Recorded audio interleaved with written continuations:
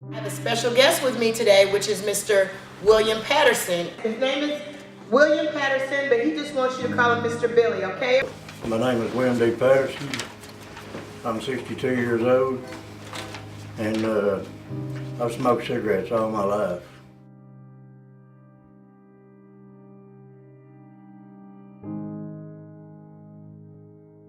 I started smoking when I was 14 years old. Back in 2011, I was feeling bad, and I got to where I couldn't work.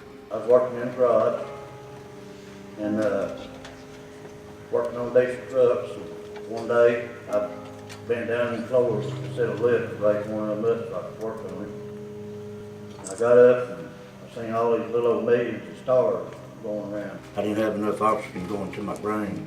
I went to the hospital on May the 5th of 2011, and they diagnosed me with chronic obstructive pulmonary disease, which is COPD.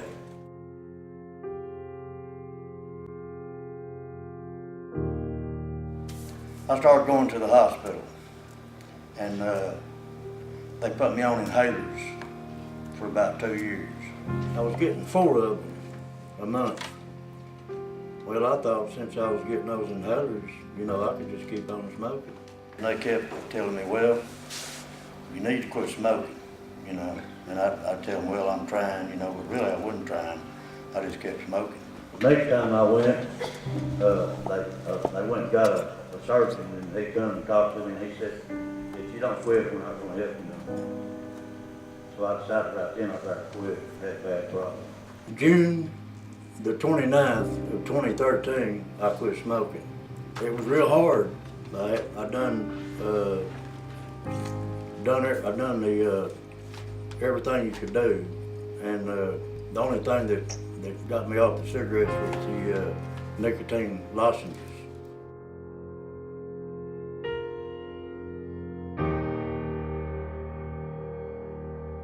So I stayed off cigarettes for 9 months. Boy, I felt good. I mean, everything was going good. My breathing was getting a lot better. My smell had come back real good. My vision, my hearing. I mean, I was feeling real good. I thought, well, I can go back to work here for long.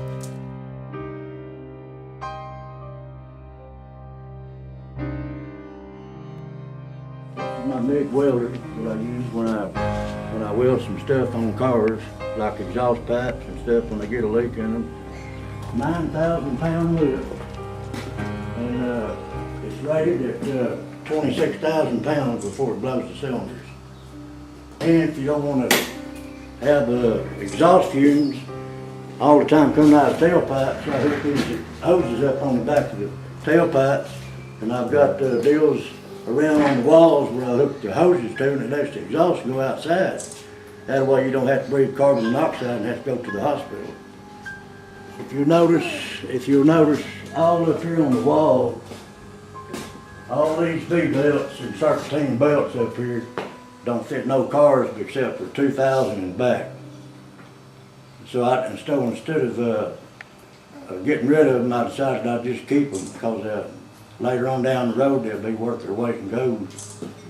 These are all my control modules, oxygen sensors, oil sending units, and then I have down here every fuel filter for any kind of car made in the world. I don't have no fancy toolboxes. I did have a real nice toolbox in here that costed $22,000, but I sold it because I needed the money when I got real bad sick.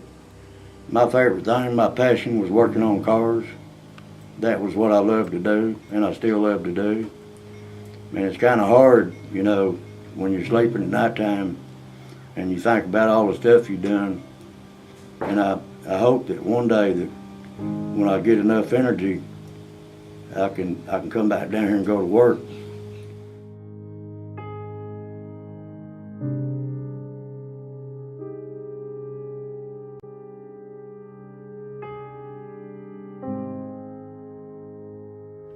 Nine months went by, and on Monday, on the 18th of March of this year, I went to the restroom and something was real hot with my leg, you know, kind of mushy. And it started hurting real bad. Right up, let me get my shot, right in here. And I got up and I fell down in the floor. My leg had died from my hip all the way to my big toe. Diagnosed that I had a blood clot in my right leg, and it was caused from smoking cigarettes. The smoking had already done the damage from all them years. They done the procedure, but in the procedure, they put too much contrast dye in me to find the blood clot. They didn't know I was allergic to it, but it knocked both my kidneys out. And I'm gonna tell you now, if I hadn't been smoking, none of this wouldn't have happened.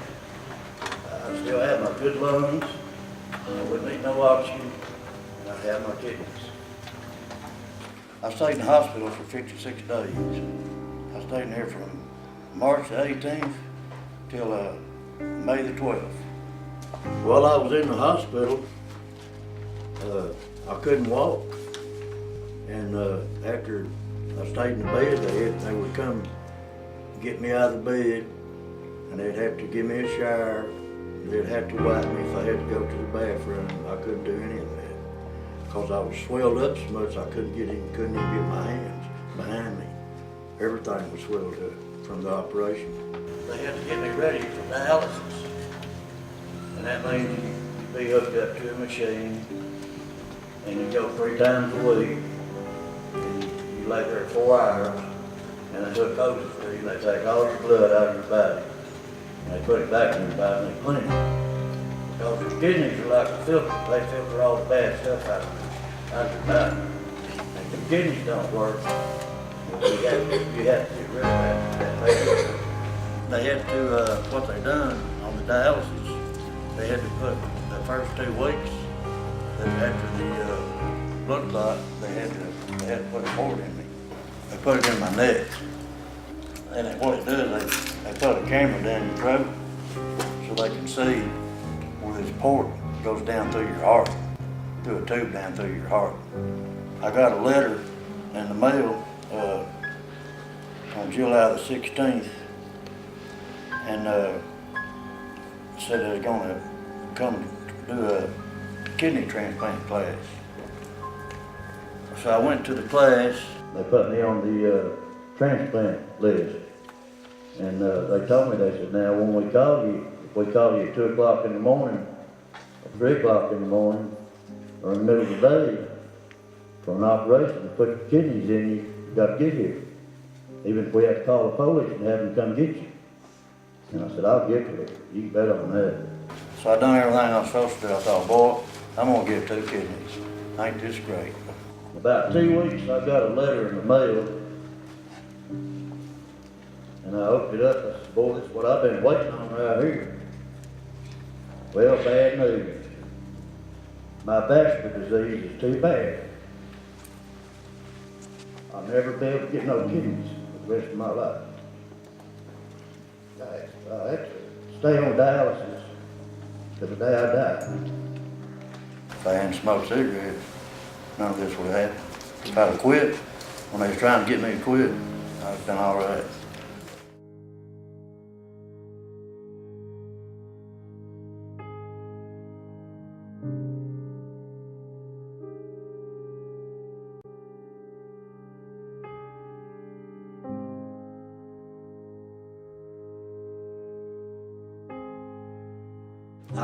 I can't have any pickles. I can't have any mustard. I can't have any ketchup. I can only have 2 pieces of bread each day. I can't drink any Coca-Colas. I can't have any ice cream of any kind, no chocolate candy. See this mark on this cup? That's what I can have each day, no more than that. That's what, about 2 glasses? That's all I have each day. See, because if I get too much fluid on me, then that might cause me to have a heart attack.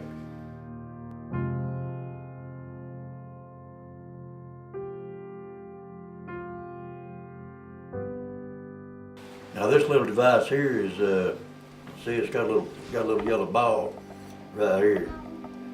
And when you go to the hospital, when they give you a breathing test, they put you in a little glass box, and they shut the door, and it's got an intercom in it, and they talk to you and they tell you, like, blow as hard as you can to see how far you can push this ball.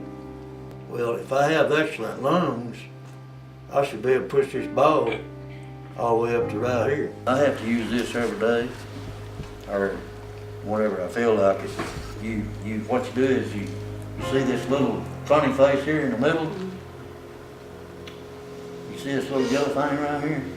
You got to keep that right here and not let it out of that square. And then you set this right here for every eye. You can make this yellow thing go up too. Sometimes I can get it up to 3,000.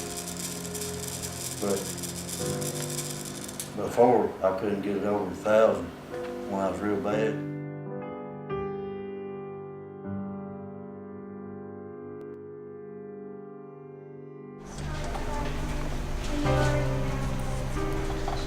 Well, I was stupid.